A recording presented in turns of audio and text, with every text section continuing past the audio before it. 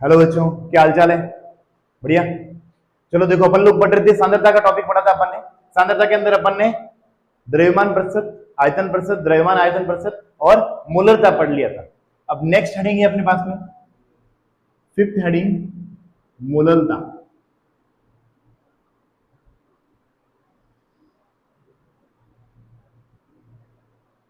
Molality, इसको अपन लोग किससे शो करते हैं? स्मॉल एम से शो करते हैं, मोलिलिटी। अब मोलिलिटी होती क्या है? जैसे अपन ने उसमें पढ़ा था कि 1 लीटर विलियन में उपस्थित विलेय के मोलों की संख्या, तो यहां पर अपन लोग क्या कहेंगे? मोलिलिटी विलेय के मोल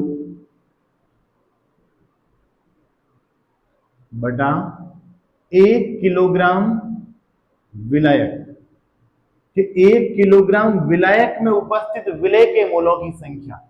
mole of solute present in mole of solute present in 1 kilogram of solvent. बस ये डिफरेंस आ जाएगा यहाँ पे, कि वहां पर तो क्या लिया अपन ने? पूरा विलियन लिया था, सॉल्यूशन लिया था, और यहाँ पर क्या ले रहे हैं अपन लोग? विलायक ले रहे हैं, सिर्फ सॉल्वेंट ले रहे हैं। तो परिभाषा क्या हो जाएगी? Mole of solute present in 1 kilogram of solvent is called molality. 1 kilogram विलायक में उपस्थित विलेय के मोलों की संख्या क्या कहलाएगी अपने पास में? मोललता कहलाएगी। क्लियर हो जाएगा ये? तो अपने पास में फॉर्मूला क्या बन जाएगा? डब्ल्यू बी बटा M B into W A. अगर किलोग्राम में है तो डायरेक्ट लिख देंगे, और यही अगर मान लो ग्राम में दे रखा है तो अपन लोग क्या लिखेंगे? डब्ल्यू बी बटा M B into W A, किसमें? ग्राम में ले लिया, अपॉन क्या कर देंगे? 1000, 1000 कर देंगे।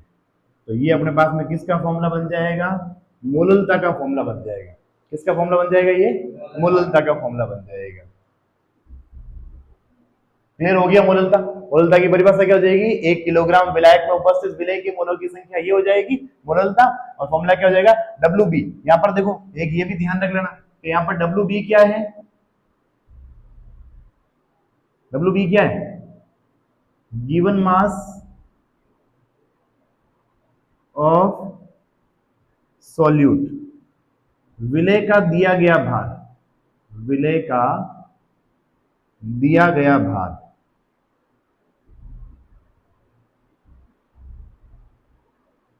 और एम बी क्या है?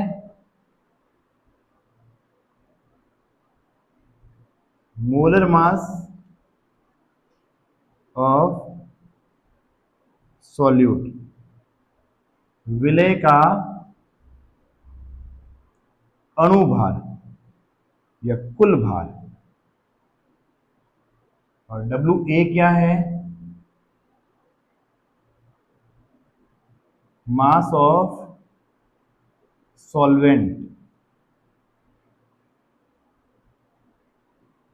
विलायक का द्रव्यमान, विलायक का द्रव्यमान। ये चीजें क्लियर हो गई? अब देखो, एक क्वेश्चन है, क्वेश्चन कुछ इस प्रकार से है कि अपन ने कोई अमाउंट लिया है, जैसे मैंने ले लिया 20 ग्राम NaOH को, 20 ग्राम NaOH को 440 ग्राम, 20 ग्राम NaOH 440 ग्राम विलियन में उपस्थित है, तो विलेय की मोललता ज्ञात करो। क्वेश्चन क्या लिख लेंगे? 20 gram of NaOH present in 440 gram of solution, find molality. ठीक है, सॉल्व करो, इस क्वेश्चन को सॉल्व करो, ये वाला नोट कर लो और क्वेश्चन को सॉल्व करो।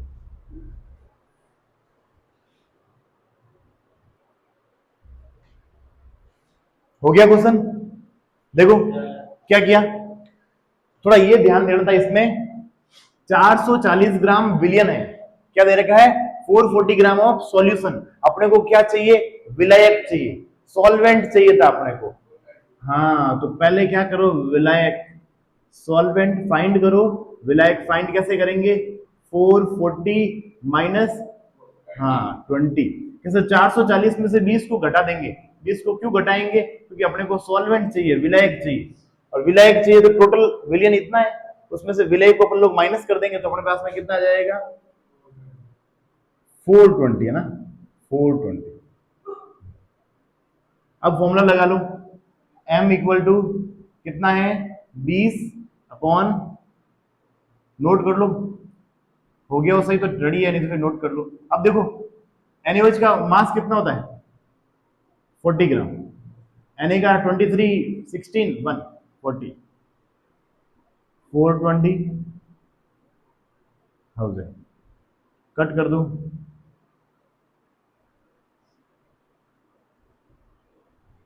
5 से ये गया, कितना आया 50 डिवाइड बाई 42, कितना आ जाएगा 1 पॉइंट, आगे सॉल्व करो, 42 8 0 1.1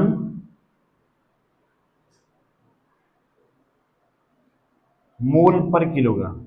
यूनिट क्या आ जाएगी इसकी, मोल पर किलोग्राम। नोट कर लेना, यहां पर है मोललता के साथ में, तो यूनिट क्या रहेगी इसकी, इकाई क्या रहेगी, मोल पर किलोग्राम। उसकी क्या थी, मोल पर लीटर, यहाँ क्या आ जाएगी मोल पर किलोग्राम। तो ये अपने पास में क्या आ गया आंसर, मोलल मोलरिटी हो जाएगा। रफ कर दिया जाए,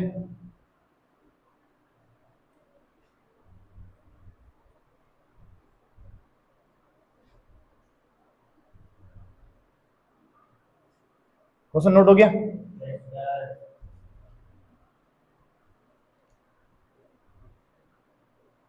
नेक्स्ट देख, नेक्स्ट तुम लोगों ने पढ़ा था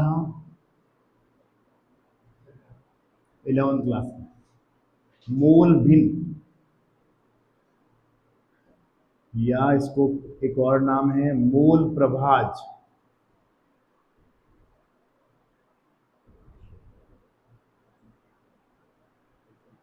मोल फ्रैक्शन, मोल फ्रैक्शन को किससे शो करते हैं, एक्स से शो करते हैं। किससे शो करेंगे मोल फ्रैक्शन को, एक्स से।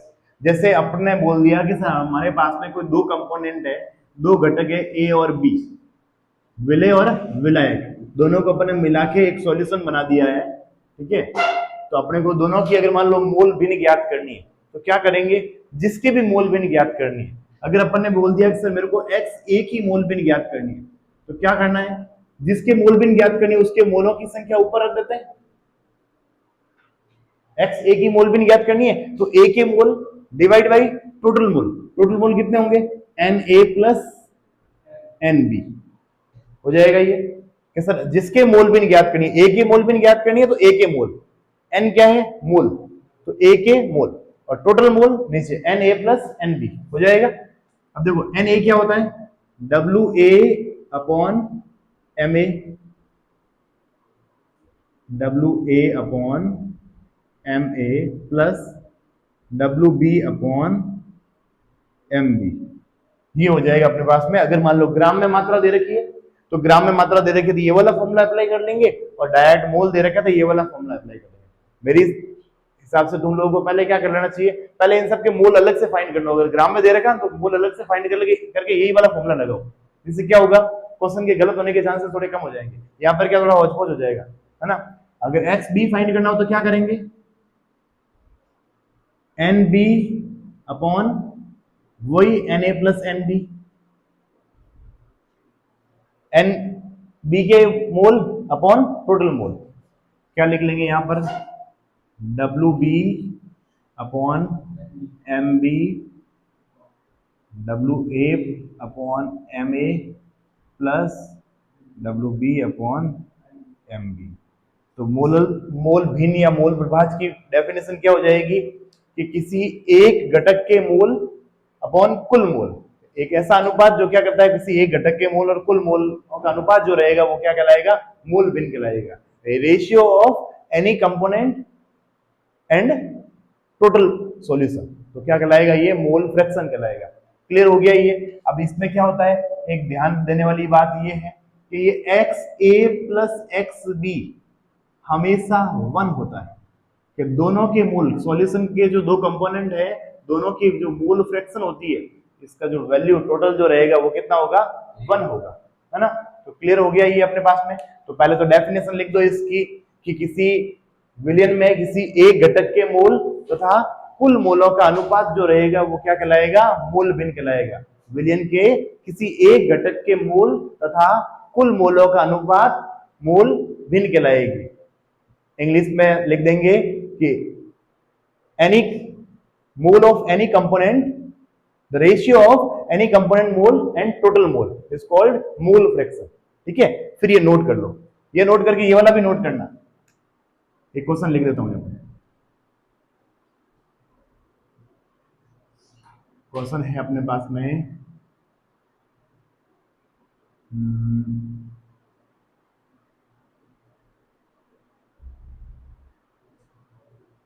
4 ग्राम NaOH, 4 ग्राम NaOH को 54 ग्राम जल में घोला गया है। दोनों घटकों की मोल भिन्न ज्ञात करो। दोनों घटकों की मोल भिन्न ज्ञात करो।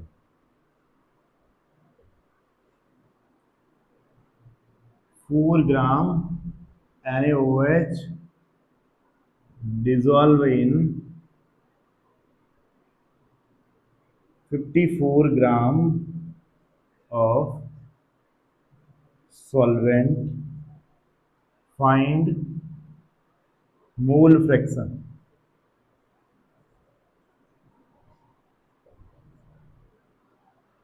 Find mole fraction of both. करो जल्दी से।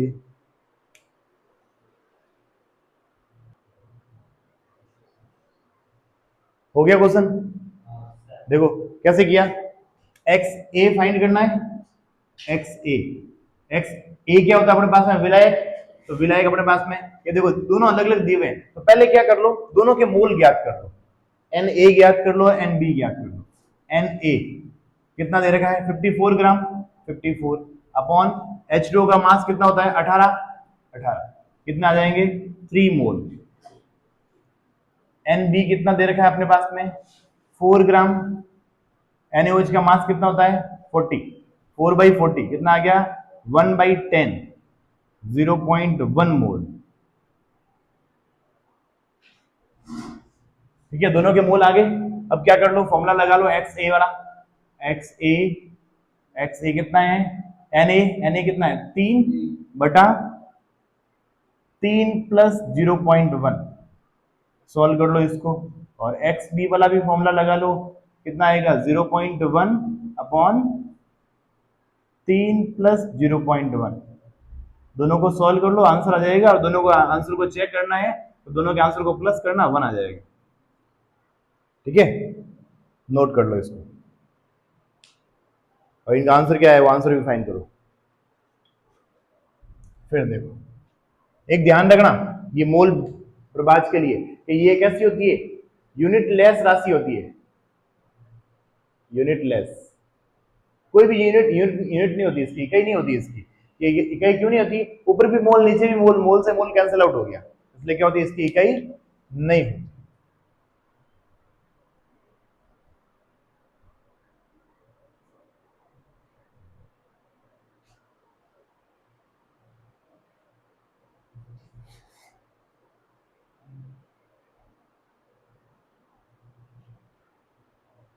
हो गया, ये नोट हो गया, सूरज नोट हो गया।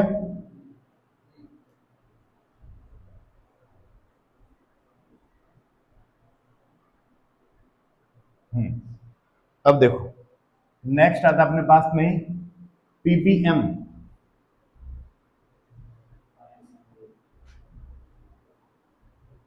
पार्ट पर मिलियन, एक आता है पीपीबी, पार्ट पर बिलियन।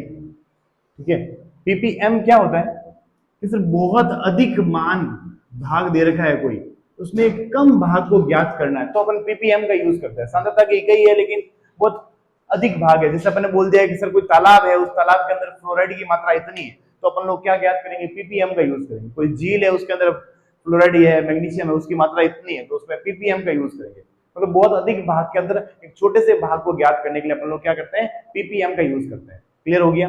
अब देखो कैसे लिखेंगे, विलय की मात्रा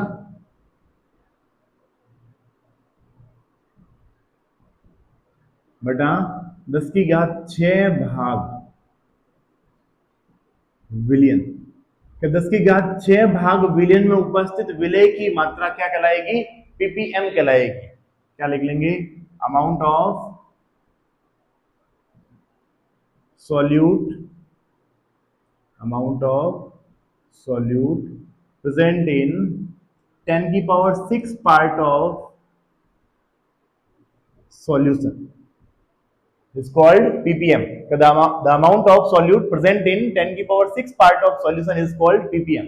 और इसकी परिभाषा क्या हो जाएगी, 10⁻6 भाग विलियन में उपस्थित विलय की मात्रा क्या कहलाएगी, पीपीएम कहलाएगी। और अगर यही अगर पीपीबी के लिए बात की जाएगी तो 10⁻6 की जगह पे क्या हो जाएगा, 10⁻9 हो जाएगा, पार्ट पर बिलियन हो जाएगा। तो 10⁻9 भाग विलियन में उपस्थित विलय की मात्रा क्या कहलाएगी, पीपीबी कहलाएगी।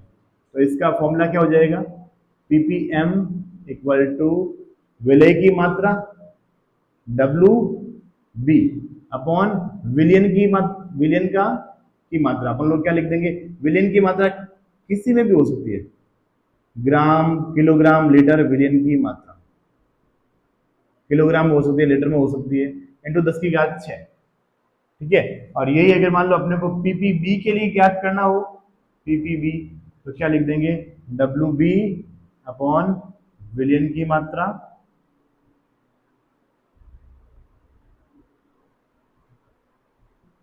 10⁻9। ठीक है, तो सांद्रता की ऐसी इकाई है जिसमें बहुत अधिक मात्रा में एक छोटे से भाग की गणना करनी हो तो किसका उपयोग करते हैं अपन लोग, पीपीएम का उपयोग करते हैं। लिखो, लिखना स्टार्ट कर लो। परिभाषा क्या लिखोगे पहले शुरुआत के अंदर, कि 10⁻6 भाग विलियन में उपस्थित विलय की मात्रा पीपीएम कहलाती है। The amount of solute present in 10⁻6 part of solution is called ppm। और ये अगर पीपीबी के लिए बोल दे, the amount of solute present in 10⁻9 part of solution is called ppb। तो लिख लो पीपीएम की परिभाषा, 10⁻6 भाग विलियन में उपस्थित विलय की मात्रा क्या कहलाएगी, पीपीएम कहलाएगी। अब देखो परिभाषा हो गई है, तो परिभाषा हो गई है तो अब देखो इसका थोड़ा ध्यान रखना कि उपयोग अगर कोई पूछ ले इसका उपयोग कहां करते हैं, ऐसी सांद्रता का उपयोग कहां करते हैं, तो क्या ध्यान रखना है कि बहुत अधिक भाग के अंदर एक छोटी मात्रा की यदि मान लो गणना करनी हो अपने को, कि वो सांद्रता अपने को ज्ञात करनी हो, तो पीपीएम और पीपीबी का उपयोग करते हैं। हो गया क्लियर? अब देखो लास्ट एक सांद्रता बचती है जो वैसे तुम्हारे 12th के सिलेबस में तो नहीं दे रखी है, लेकिन नीट जेईई के अंदर इसके क्वेश्चन पूछते हैं, नॉर्मलता। क्या दे रखी है, नॉर्मलता।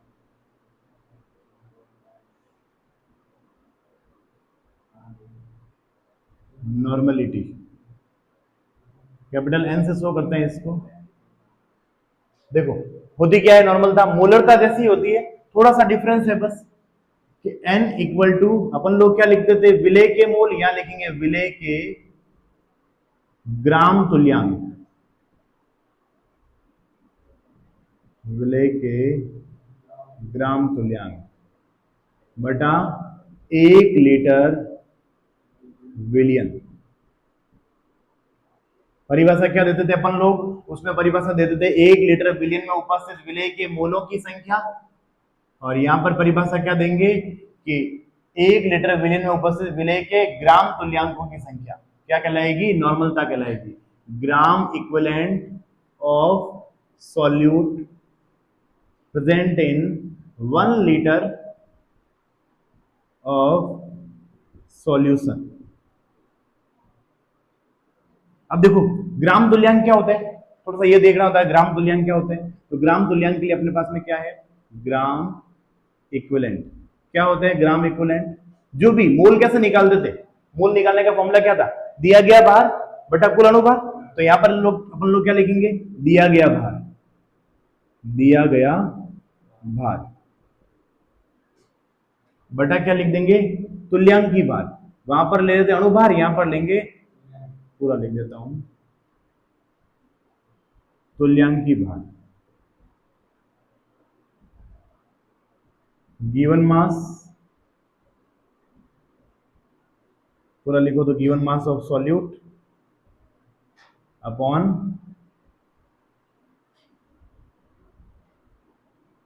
Equivalent weight. ठीक है, अब ये इक्विवेलेंट वेट क्या होता है, इक्विवेलेंट वेट क्या होता है, अणुभार जो मोलर मास होता है अपॉन अम्लता या क्षारकता। मोलर मास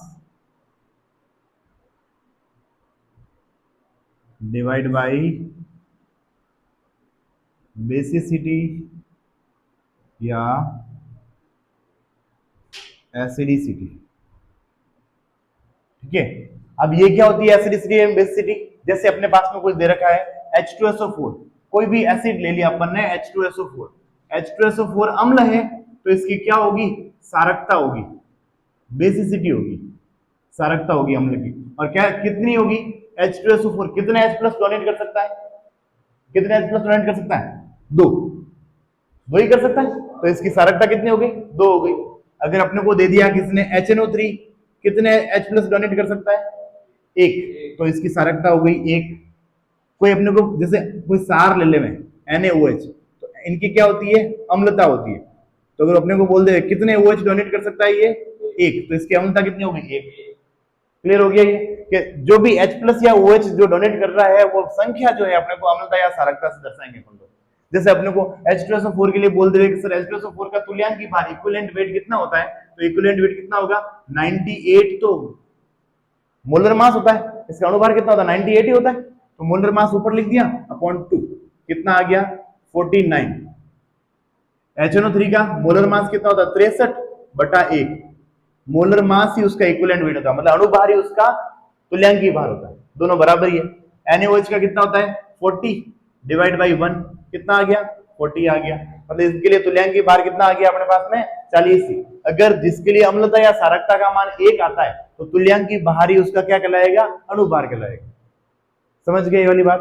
ठीक है, तो अपने पास में ये चीजें क्या हो जाएगी, जो अणुभार दिया हुआ है वही उसमें तुल्यांकी भार बन जाएगा। तो अपने पास में फॉर्मूला क्या बन जाएगा, नॉर्मलता इक्वल टू WB अपॉन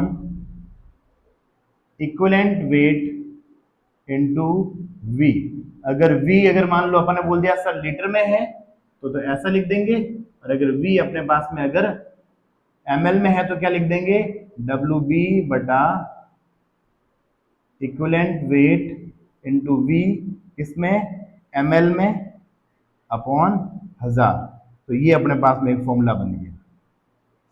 ठीक है, और इसकी इकाई क्या होती है,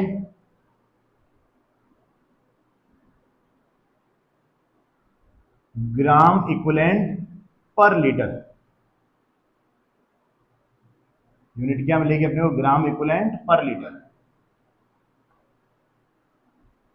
ग्राम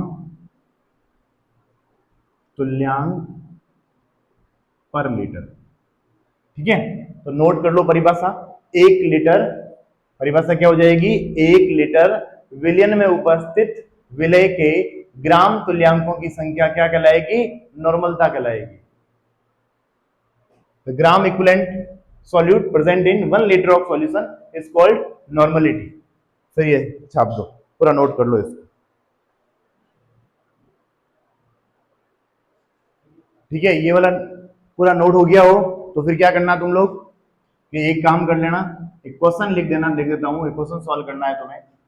4.9 ग्राम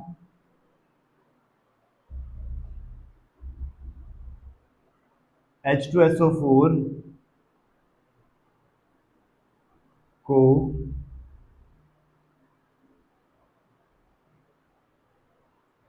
750 ml विलयन में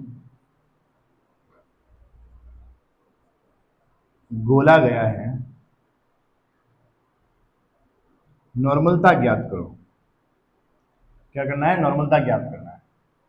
4.9 gram of H2SO4 dissolve in 750 ml of solution, find normality। ये क्वेश्चन सॉल्व करो, ठीक है। फिर एक थोड़ा सा एक ध्यान देना है कि नॉर्मलता एंड मोलरता में क्या संबंध होता है, क्योंकि अपने को पता चल गया कि सर हमारे पास में तुल्यांकी भार का डिफरेंस आया है, तो मोलरता और नॉर्मलता के अंदर एक छोटा सा संबंध है। अरे ये क्वेश्चन सॉल्व कर देना तुम लोग। क्वेश्चन के लिए फॉर्मूला तुम्हारे सामने दिया हुआ है, फिर एक छोटा सा संबंध है जो करते हैं अभी। देखो यही लिख देता हूं कि इनके बीच में संबंध क्या रहेगा। ये क्वेश्चन करना तुम लोग। क्वेश्चन के बाद में अगर तुम्हें नॉर्मलता पूछी गई हो, अगर तुम्हें नॉर्मलिटी पूछी गई हो और मोलरता दे रखी हो, तो क्या करना है? एन फैक्टर, एन गुणांक इनटू मोलरता।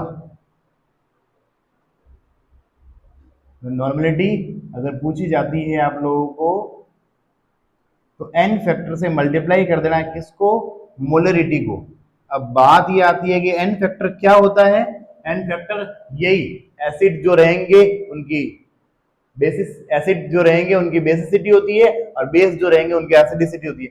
मतलब अम्लता या सारकता जो है वही क्या है? इसका एन फैक्टर है। अम्लता या सारकता जो है वो क्या रहेगा? उसका एन फैक्टर। जैसे H2SO4 के लिए अपन ने क्या कहा? 2 है, तो H2SO4 के लिए जो भी मोलरता का आंसर आता है उसको क्या कर दो? 2 से गुणा कर दो, नॉर्मलता आ जाएगी। NaOH के लिए अगर 1 होता है, NaOH के लिए 1 होता है, तो NaOH का जो भी आंसर, जो भी मोलरता होती है उसको 1 से गुणा कर दो, नॉर्मलता आ जाएगी। मतलब मोलरता और नॉर्मलता क्या रहेगी? SO के लिए इक्वल रहेगी, ठीक है। तो ये एक नॉर्मलता का टॉपिक है। और अगर नॉर्मलता के अंदर अगर कोई आयन आ जाए, क्या दे? कोई आयन, आयनिक यौगिक आ जाए, कोई आयनिक कंपाउंड आ जाए, जैसे NaCl दे रखा है, तो SO के लिए अपन लोग अम्लता या सारकता की गणना तो नहीं कर सकते, अम्ल सार तो है नहीं, तो अपन क्या करते हैं? इनको डिसोसिएट करते हैं। Na+ और Cl- कितने धनायन बन रहे हैं उसकी संख्या को देखेंगे, जितने धनायन बन रहे हैं उसकी संख्या को देखेंगे, ठीक है। तो ये अपने पास में क्या हो गया है? एक सांद्रता वाला जो टॉपिक है वो कंप्लीट हो गया है। इस चैप्टर का जो लगभग एक पार्ट जो है वो एक कंप्लीट हो गया है। अब नेक्स्ट जो विलेयता जो है वो अपन नेक्स्ट क्लास में डिस्कस करेंगे, ठीक है। ओके।